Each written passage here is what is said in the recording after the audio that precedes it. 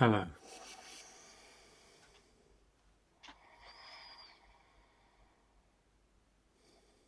So I thought I'd talk to you this morning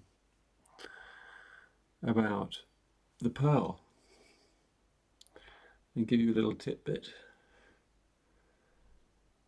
When the pearl originally came through as a download, as a transmission, it came kind of merged in with the Venus sequence. And it was a sequence. I understood it slightly differently through geometries.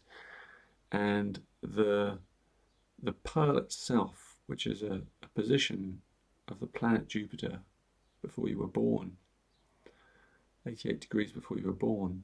This is in human design terms, it would be called your unconscious Jupiter. It's a very magical position. Sorry, it's your conscious Jupiter. So it is the position of Jupiter when you're born.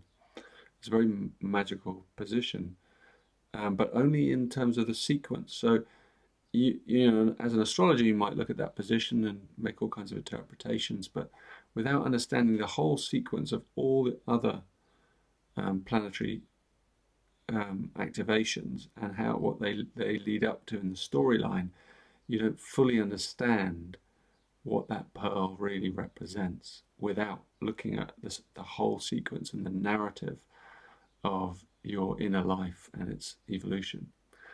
So the pearl represents a finale, a culmination, a harvest. And many people will look at it and it's in a very exciting geometry within the whole. When you look at the golden path, it sits there within that triangle. It forms the nexus of an advanced kind of expansion of the pearl called the star pearl, which you'll learn more about in the future. So it's the crystallization, in a way, of the entire golden path. So it's really important. And I often say to people, don't really bother looking at your pearl. I mean, it's interesting. It's kind of, people do, because it's there. It sits there in the middle, and you want to know, well, what is that? But when I say that, I say it half jokingly, because it's a harvest. So it only comes as the culmination of everything else. So for you to look at your pearl and that gene key of your pearl and the line, and to contemplate it, you're really looking at the future, the finale of your individuation, your journey of individuation. For most people, it's the future.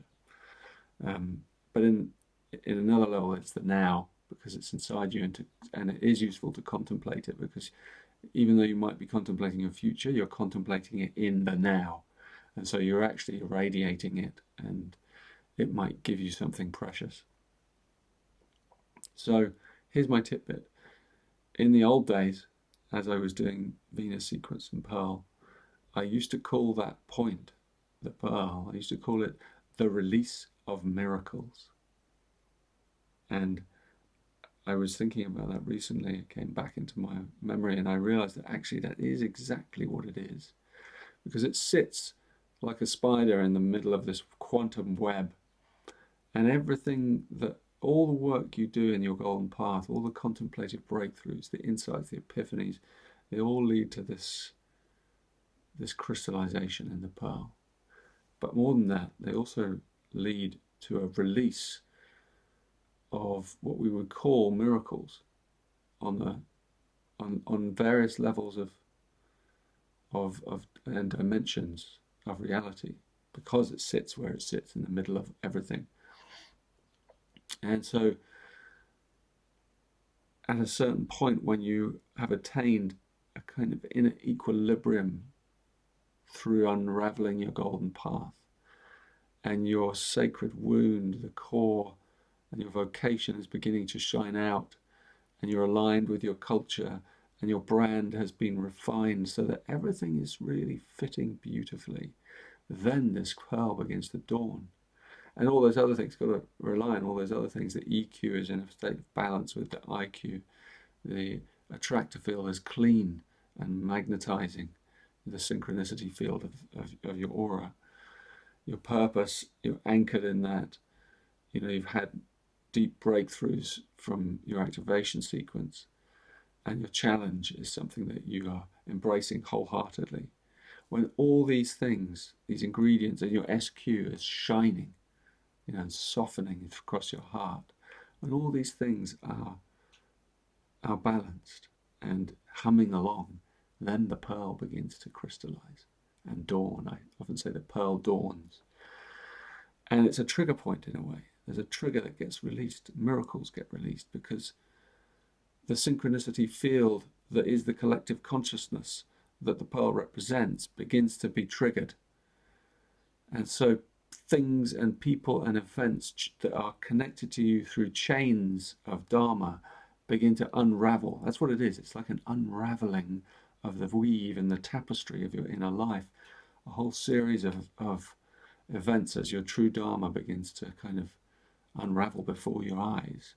And it seems magical because it seems like this grace is touching all these different areas of your life and all these people you're connected to.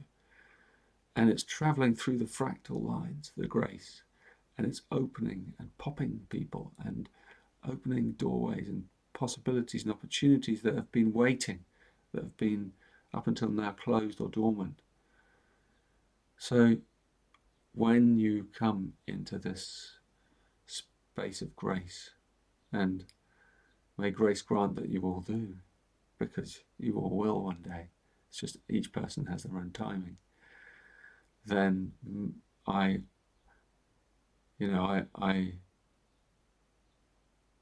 think it'll be a very beautiful thing for you to be contemplating this.